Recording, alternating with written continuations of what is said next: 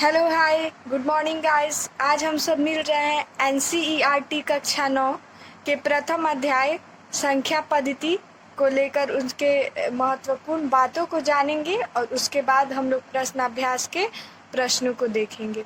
यहाँ हम देख रहे हैं कि अध्याय पहला और ये है संख्या पद्धति। अब हम इसके अंदर जितने महत्वपूर्ण बातें हैं उनको जानेंगे। अब आप यहाँ पे देख सकते हैं मैंने किस तरह से नोट्स तैयार किया है। यहाँ पे संख्या पद्धति में सबसे पहले हमने पहले भी पढ़ा होगा कि प्राकृत संख्या किसे कहते हैं। तो गिनती गिनने वाली संख्या को प्राकृत संख्या कहते हैं।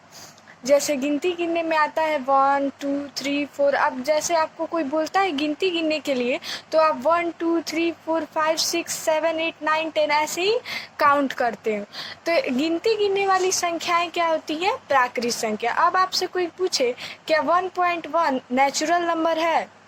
नेचुरल नंबर है या नहीं, 1.1 प्राकृत संख्या है या नहीं, तो ये नहीं होगा।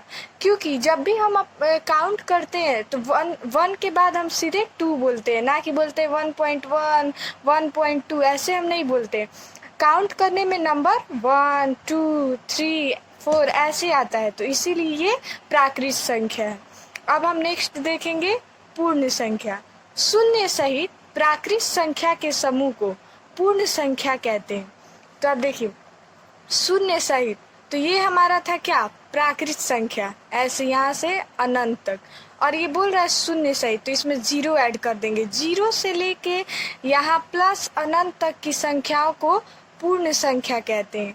ठीक है।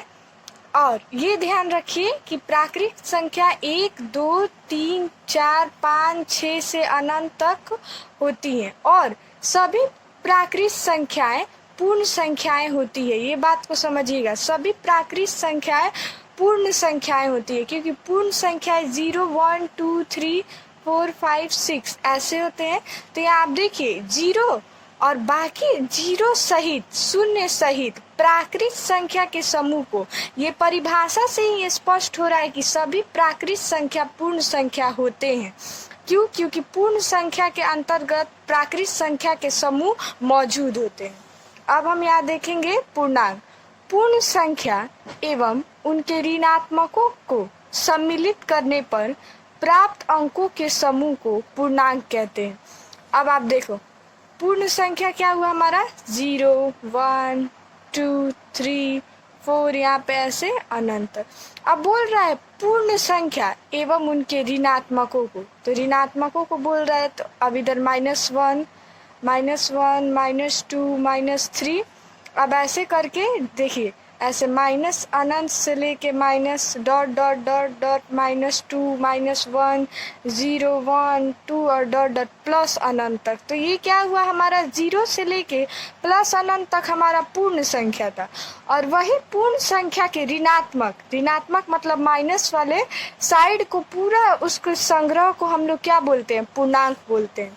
अब नेक्स्ट है हमारा परिमेय संख्या, रेशनल नंबर्स। वैसी संख्या जिसे p/q के रूप में लिखा जा सकता हो, जहां p और q एक पूर्णांक हो तथा q is not equal to 0।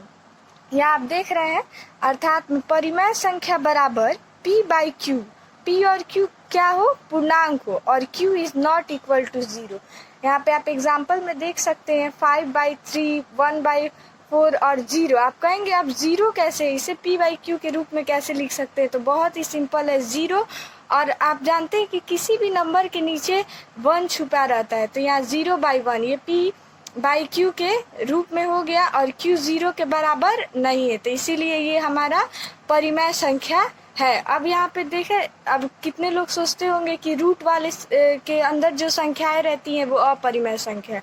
नहीं, यहाँ पे रूट 25 दिया हुआ है। रूट अगर आप 25 का फैक्टर करते हैं तो 5 से 5 बार में 2 का पेयर लगता है, और जब यहाँ पे गुणनखंड करने पर 2 संख्याओं का पेयर लग जाता है तो उसके जगह बदले में 2 5 है, तो यहाँ पे 1 5 बाहर आ जाएगा। तो रूट 25 बराबर 5, और यहाँ 5 आ गया, तो 5/1 क्या परिमेय संख्या है?